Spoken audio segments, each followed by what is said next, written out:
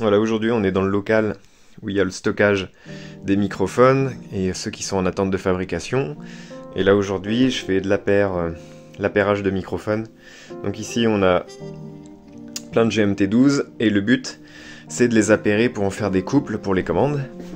Et donc voilà le petit setup simple, une petite cabine soundproof, et puis un Room EQ Wizard, une carte son Focusrite, et puis ce qu'on fait, on envoie un sweep d'1 kHz, et on appaire les microphones au plus proche des gains. Les réponses en fréquence, elles sont ultra proches, c'est vraiment pas ça le problème. La seule chose qu'il faut bien régler, en fait, c'est sur les transistors, où chacun a un petit peu un gain légèrement différent. Donc du coup, bah voilà, il faut tous les passer. Et le but, bah, c'est de fabriquer pas mal de séries de GMT12 d'avance pour pouvoir après sélectionner dans le lot ceux qui se rapprochent le plus. Et une fois appairés, les numéros de série concordent. Et voilà, voilà un petit peu le jeu. Donc à l'intérieur de la cabine, voilà une suspension. Et on a un petit haut-parleur qui est derrière la capsule, là on le voit pas très bien. Un petit haut-parleur full range. Un petit ampli en classe D ici. La carte son, le Room EQ Wizard, et puis c'est parti quoi. Allez, à plus! Voilà, maintenant je vais vous montrer un petit peu les résultats obtenus. Donc du coup, ici, on a toutes les réponses en fréquence, j'en ai fait 6. Du coup, je vais sélectionner déjà de 40 à 20 kHz, voilà exactement la courbe de réponse. Donc c'est approximativement la courbe de réponse du microphone, mais aussi c'est beaucoup celui du haut-parleur. Donc là, ce qui nous intéresse, c'est pas forcément la réponse en fréquence, c'est le niveau de gain. Donc du coup, ici, on a mes 6 réponses des microphones. Ce qu'on va faire, c'est qu'on va aller sur 1 kHz, on va zoomer, et on va visualiser ici en couleur lesquels sont les plus proches déjà.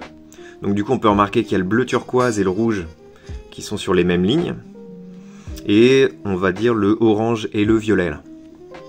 Et du coup, je fais après, là je vous le montre pas, mais je fais d'autres mesures, 200 Hz, 10 kHz, et le 1 kg, comme ça j'arrive à voir que par exemple...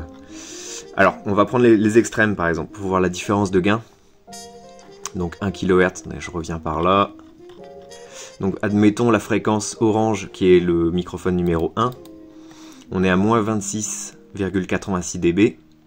Et la plus extrême, on est à moins 28.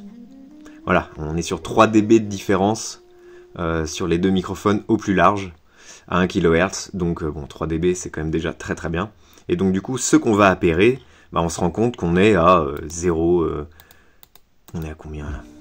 Ouais, on est à 0,5 dB près quoi.